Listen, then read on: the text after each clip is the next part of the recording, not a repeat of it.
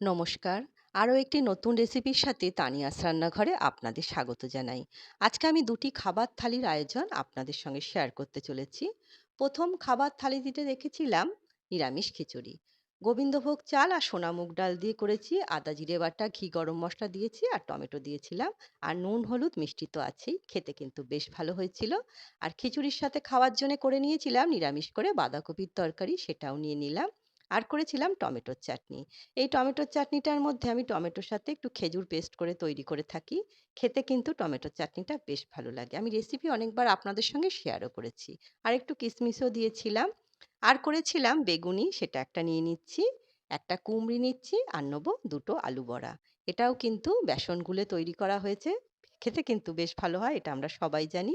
আর নিলাম পাঁপড় ভাজা আর ১ গ্লাস জল তো আছেই। এই খিচুড়ির আয়োজন আপনাদের কেমন লাগলো? ছোট্ট একটা কমেন্ট করে অবশ্যই জানাবেন। আরেকটা থালাতে ছিল ১ বাটি গরম ভাত নিয়ে নিয়েছিলাম। নিচ্ছি একটা কাঁচা লঙ্কা, সামান্য একটুখানি নুন নিলাম, ১ টুকরো গন্ধরাজ লেবু আর নিচ্ছি ২ টুকরো শসা। আর করেছিলাম মাছের ডিমের বড়া। একদম জিরি করে পেঁয়াজ আর কাঁচা লঙ্কা কুচিয়ে দিয়েছি। নুন, হলুদ আর একটু বেসন আর চালের গুঁড়ো দিয়ে বড়া ভেজে নিয়েছি, সেটা নিলাম। আর নিলাম মাছের ডিম ভেজেছিলাম সেটা। আর করেছিলাম কচুরলতি। এই কচুরলতিটা পেঁয়াজ রসুন দিয়ে করেছি। রসুন থেতো করে দিয়েছি আর একদম জিরি করে পেঁয়াজ কেটে পেঁয়াজটাও ভেজে নিয়েছিলাম আর কাঁচা লঙ্কা দিয়ে নুন হলুদ দিয়ে করা হয়েছে। একটু ঝাল করে করেছিলাম, খেতে কিন্তু বেশ ভালো হয়েছিল।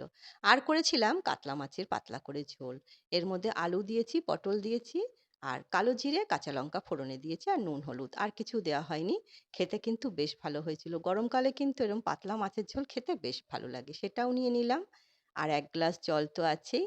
আজকে ২ টি থালির আয়োজন আপনাদের কেমন লাগলো? ছোট্ট একটা কমেন্ট করে অবশ্যই জানাবেন। ভালো লাগলে লাইক, কমেন্ট, শেয়ার করতে ভুলবেন না। আজ তবে এই পর্যন্তই। দেখা হবে পরের একটি নতুন রেসিপির সাথে।